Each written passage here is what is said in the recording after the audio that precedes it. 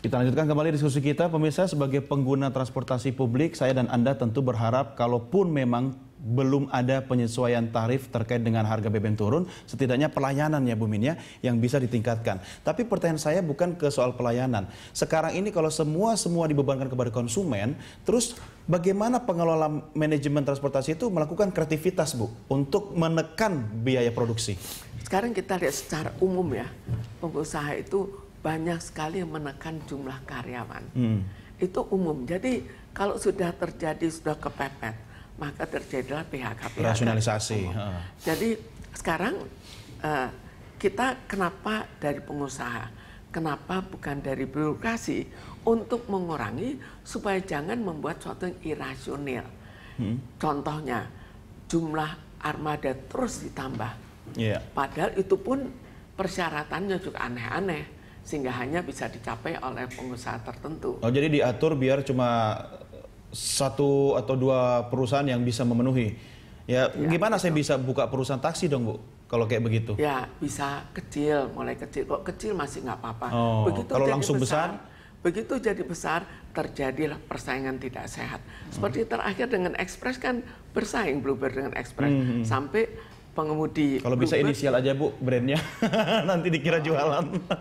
Nggak apa-apa, ini sudah terjadi. Karena ini sudah terekspos di mana-mana. Iya, tapi Bu, kalau Anda melihat sekarang jumlah transportasi publik, khususnya taksi di Jakarta ya, apakah memang sudah sesuai unitnya dengan konsumen atau bagaimana? Sekarang kita jangan menghitung sesuai dengan jumlah unit, sesuai dengan konsumen atau tidak.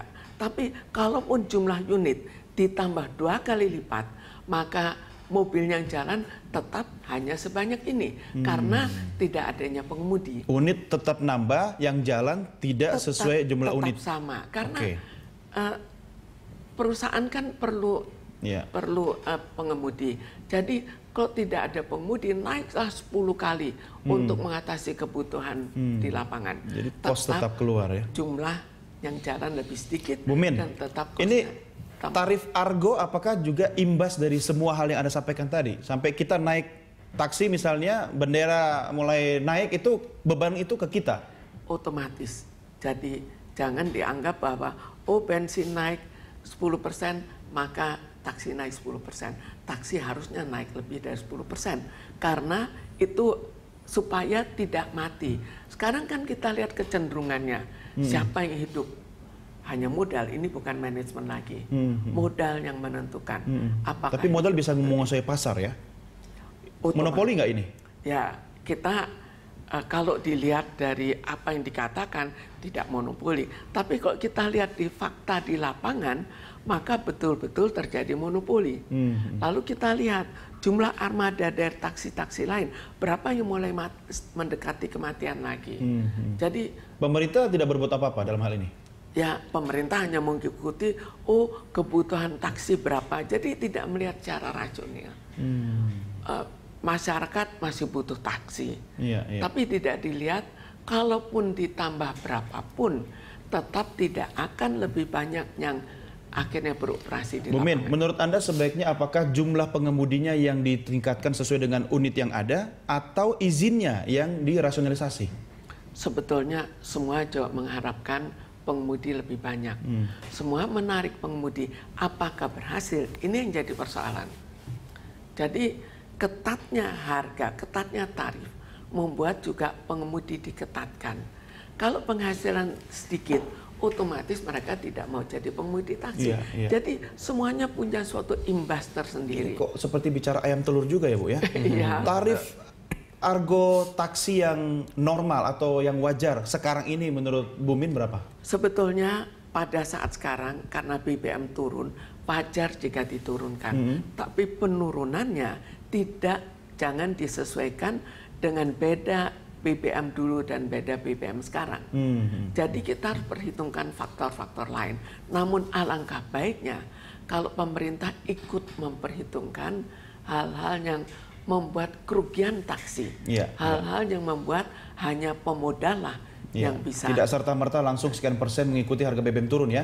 Nah ini juga kita coba melakukan konfirmasi melalui sambungan telepon dengan Ibu Sari Eka Lorena Subakti, tapi saat ini yang bersangkutan selaku Ketua Umum Organda kebetulan tidak berada di tanah air, Pak Yudi. Nah, apa yang bisa dilakukan oleh DPR untuk memberikan pressure mungkin kepada pemerintah terkait dengan apa yang disampaikan Bu Min tadi? Ya, kita meminta kepada pemerintah untuk melakukan kajian yang komprehensif, karena di Kementerian Perhubungan ada Litbang ya. Ini harus difungsikan, harus perankan. Terlebih gimana mau fungsi Pak? Nggak dikasih anggaran Pak? Enggak, kita juga minta dari kementeriannya sendiri maksud saya Pak. Kementerian sendiri yang harus melakukan pengubahan pola kerja dan pola perencanaan ke depan. Karena apa? Tantangan ke depan dunia transportasi kita menghadapi tantangan luar biasa ya. Kenapa? Kita menghadapi masyarakat ekonomi ASEAN ya, AFTA. Yang terus APEC, AFTA, APEC ya. Dan yang ke depan itu persaingan ditentukan oleh moda dan manajemen. Ya, kalau regulator kita tidak melakukan pembinaan dan amanat di undang-undang, itu jelas kementerian itu melakukan pembinaan baik itu di udara, laut dan darat. Ini harus melakukan pembinaan, menyiapkan SDM yang handal.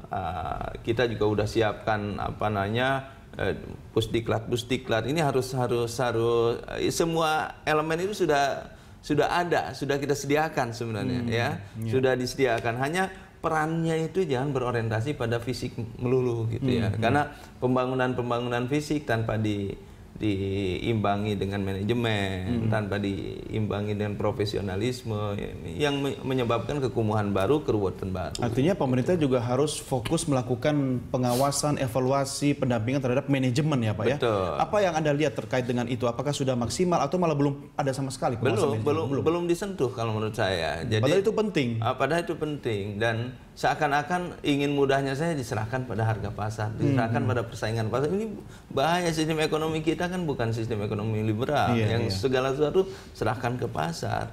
Kita tuh membutuhkan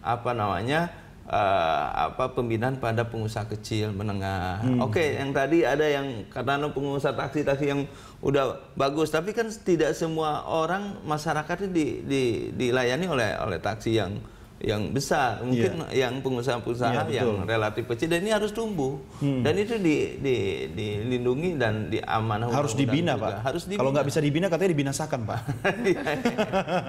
Artinya secara tidak langsung ya, regulasi tanpa ada pembinaan dan pengawasan, mereka akhirnya binasa sendiri Pak. Betul. Ini kan seleksi alam yang tidak fair gitu kan? Iya, kecuali pemerintah mau mengambil alih semuanya transportasi oleh pemerintah, hanya uangnya kan dari mana gitu kan. Pak Yudi, ini terkait tadi kalau misalnya kita bicara tarif angkutan umum atau taksi lah katakan, kebetulan ada Bu Min di sini juga.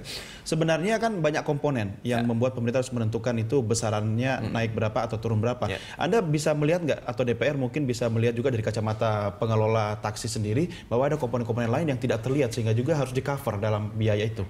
Oh iya, itu sudah logika umum ya, bahwa komponen biaya itu tidak hanya BBM. Karena BBM itu kurang lebih berapa, ada yang nyatakan 15%, ada yang nyatakan 20% gitu kan. Kemudian dari sisi konsumen di Indonesia kan biaya transportasi masyarakat itu sangat tinggi ya, di kita 30%, 20-30%, sebenarnya di negara maju untuk transportasi hanya 5%. Sehingga mereka, masyarakat kita dengan kenaikan BBM yang berdampak pada tarif itu akan berdampak juga pada konsumsi masyarakat. Ini makanya kan terjadi kegoncangan. Bahkan BBM ini kan menyebabkan Organda waktu BBM naikkan 2000 kan mogok nasional. Ya, itu efeknya juga akhirnya produktivitas nasional kita menurun. Nah, ini jangan sampai terjadi seperti itu. Ya sudah Pak, kalau BBM naik kita SMS aja Pak. Kita break lagi Bapak Ibu sekalian, kita lanjutkan di segmen berikutnya. Pemirsa, kami segera kembali sesaat lagi.